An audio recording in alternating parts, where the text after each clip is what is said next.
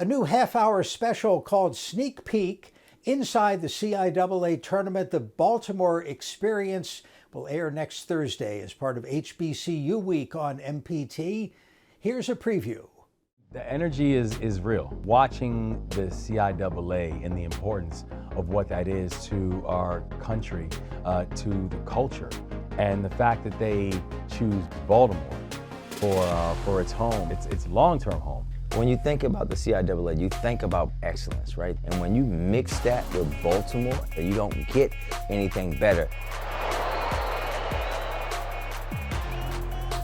And that special airs Thursday at 8 on MPT. Joining us now, CIAA Commissioner Jackie McWilliams, the president of Bowie State University, Dr. Aminta Breaux, and Al Hutchinson, who is the CEO of Visit Baltimore. Thanks to all of you for joining us. Let's look ahead to 2024. Commissioner, what are the plans? Jeff, thank you so much. And it's always great to be here with the leadership that really makes this event flow. And, you know, we're going into football season talking about basketball, but we're about 179 days starting today for the championship to happen in Baltimore in the amazing arena that we get to play in for the second year.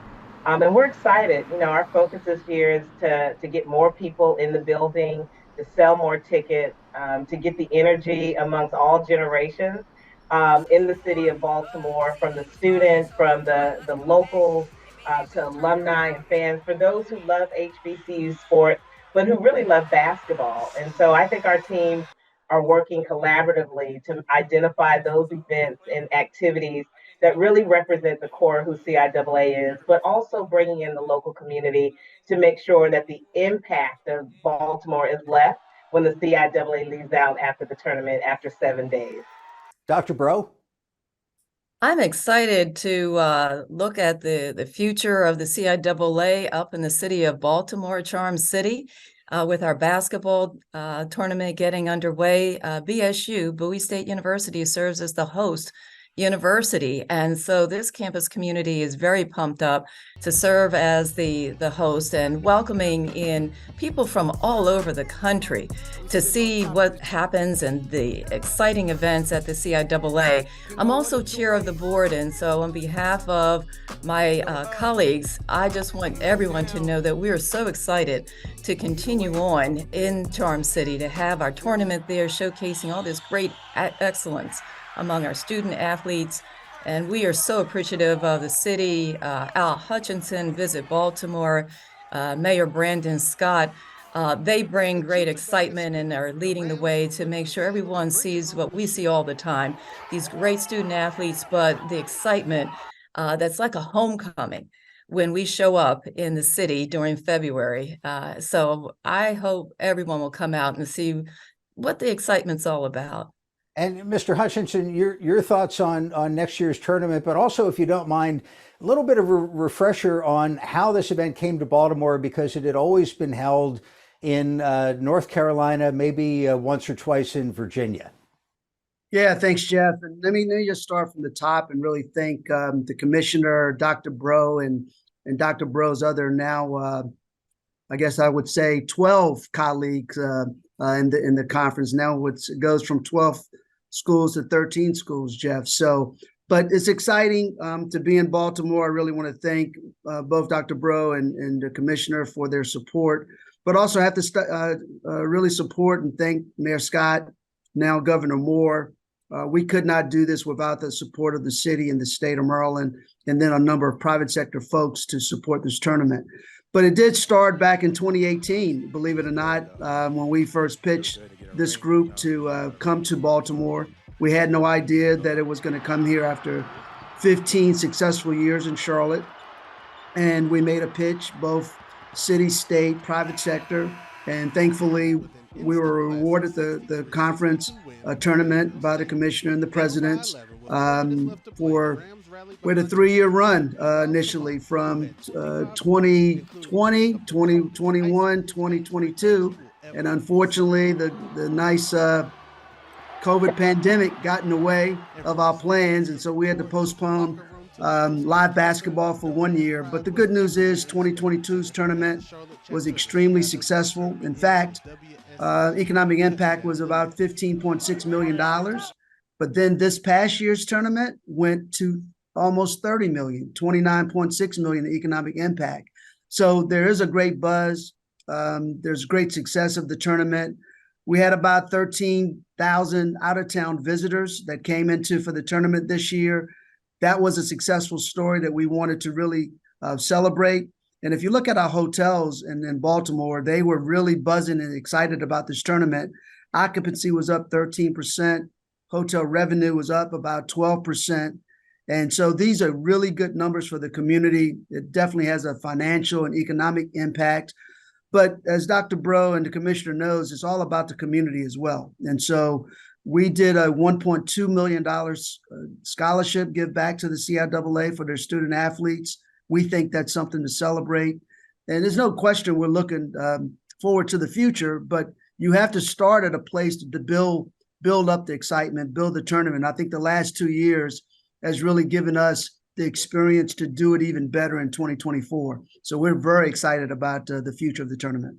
Well, question for all of you, any of you, how do you build on that success? We have a region with a lot of great basketball history, a lot of basketball fans, a lot of HBCU grads, maybe not as many graduates of CIAA institutions, but certainly a lot of those. How do you grow from people thinking it's CIAA to people thinking, hey, it's an HBCU event and it's also great basketball?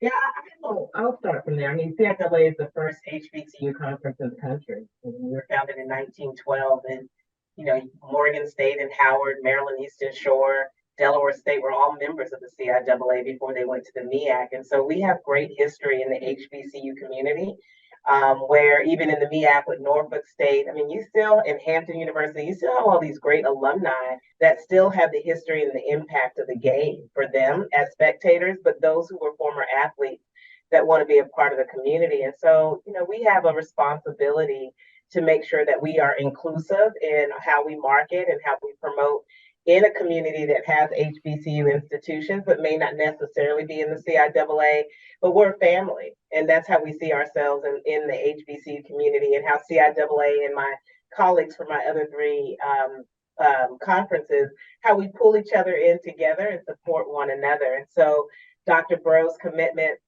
and relationships with the Maryland HBCUs and then our other HBCU presidents within their communities, I think there's just this camaraderie and connection that is organic for the CIAA, and then even our fans. I mean, we have a large fan base in the DMV from alumni from all HBCUs that want to be a part of something really special. And so we have that unique opportunity as a CIAA, not just locally, but regionally and nationally, to bring communities together. Like Dr. Bro said, it's a huge homecoming. And Al mentioned earlier, we have now 13 schools in our conference. So now our tournament bracket expands to Monday. We'll start games. So Bluefield State will be bringing an old alumni base, and I don't say old like season old. I'm saying that they were former members of the CIAA, where a lot of their fans needed that connection back to this community. And so we're excited to see how they bring their fans and their students to the CIAA so that we can continue to build on what we love about CIAA, and that's community leadership and impact. Jeff, I would offer, and I agree wholeheartedly with the commissioner, that the word is out. It's not just how do we build. The word is out that this is a happening event. You need to be there. And that word is out through the alumni base, through all types of supporters across the state of Maryland. Bowie State University is part of the university system of Maryland. And we've received great support from the system, as Al said, from the governor, from the state legislators to our local officials and business leaders. So the word is out that this is where you want to be in February. So I don't think it's just back to us to build on success. I do believe that these ambassadors that are out there now are going to help create that success, because there's that buzz and excitement. And it is just a wonderful, rewarding experience when you see these young people on the court, but also at the various events throughout the week, including the school fair that we have, where we have students coming from not just the state of Maryland, but from other states saying, we want to find out and learn about these HBCUs and these member institutions of the CIAA. Excuse me, you had this interest from different audiences throughout the country. How about the power of sports to bring people together? You know, you root for your alma mater, you root for the home team. They don't always win, but at the end of the day, you're bringing a ton of people together. Yeah, if I can just add to that, Jeff, I think I'll use a sports analogy. You know, folks like to come to a winner, and the CIAA's conference is a winning formula. And it's in a good city like Baltimore now. To Dr. Bro's point, the buzz is out. People all across the country, they see that this is a success. It's a winning formula in Baltimore. Everybody wants to be a part of it. My team's going to continue to partner with the commissioner's team, with the CIAA, and market and promote the tournament like we should, up and down the East Coast, down to the southeast part of the country. But we do know right now people want to be a part of this winning formula. You know, we had to get through two and a half plus years of a pandemic, right? So that was real. And now folks want to get back out. They want to see friends. They want to celebrate each other. They want to celebrate this conference of great student athletes and the great history of the CIAA, which I think is extremely important. And if you really look at what's happening around the country, there's a lot of negativity going on around the country today. And I think what the CIAA represents is a place where people can come, feel comfortable, feel safe, see each other, love each other, and really celebrate the goodness that the CIAA offers everyone in this country. And Jeff, Al, if I could just add that there's an element that I don't think is always recognized with the CIAA, and that is our commitment to give back to the community. Our student athletes and member institutions, when we're in the city, they're participating in various activities that enrich the community, like Samaritan's Feet, where they're going out and doing community service. And that's part of us being integrated into the community. We're not seen as, you know, we're this outsider, but rather we want the message to be that we're a family. And that's what the CIAA and our HBCUs are about. We like to wrap our arms around folks, and Al mentioned, you know, that love. Yes, it's real with the CIAA. And so there's an element that enriches the community. It's not just us coming in. And yes, we provide this wonderful economic benefit, but we want to be part of the Baltimore community and the Maryland community. That's a good place to leave it. Dr. Bro, Commissioner McWilliams, and CEO Al Hutchinson, thank you all for your time. Thank you, very Jeff. much. Thank you. Our thanks to Mr. Hutchinson, Dr. Bro, and Commissioner McWilliams.